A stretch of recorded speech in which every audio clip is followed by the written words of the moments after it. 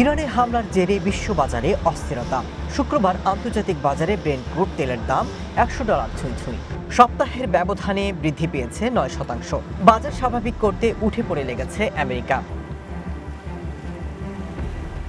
বিশ্ববাজারে জ্বালানি তেলের সরবরাহ স্বাভাবিক করতে বিশেষ অনুমতি দিয়েছে ট্রাম্প প্রশাসন। সাগরে ভাসমান জাহাজে থাকা রাশিয়ার তেল এবং পেট্রোলিয়াম পণ্য সাময়িকভাবে কেনার সুযোগ দিয়েছে আমেরিকার ট্রেজারি বিভাগ। পাশাপাশি জরুরি মজুদ থেকে বিপুল পরিমাণে তেল বাজারে ছাড়ার ঘোষণাও দিয়েছে আইইএ, যদিও বিশ্লেষকরা বলছেন এসব সাময়িক সমাধান। এদিকে রাশিয়ান তেল ব্যবহারের উপর আমেরিকার নিষেধাজ্ঞা শিথিল করার সিদ্ধান্তটি ভুল বলে মন্তব্য করেছেন জার্মান চ্যান্সেলর। তার মতে, ইরান সংকটে ইউক্রেন যুদ্ধের প্রতিশ্রুতি ভঙ্গ করলে তার পরিণাম হবে ভয়াবহ। এই মুহূর্তে নিষেধাজ্ঞা শিথিল করা ভুল হচ্ছে। বর্তমান দাম নিয়ে সমস্যা আছে, কিন্তু সরবরাহ নিয়ে নয়। আমি জানতে চাই, এই সিদ্ধান্ত নেয়ার ক্ষেত্রে আমেরিকা কি করছে? ইরান সংঘাতের কারণে ইউক্রেনের প্রতি সমর্থন থেকে জার্মানি বিভ্রান্ত হবে না।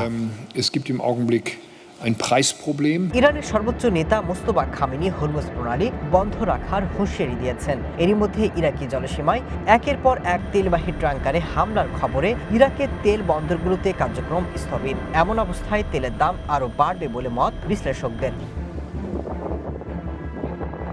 Masud Rana, one international desk.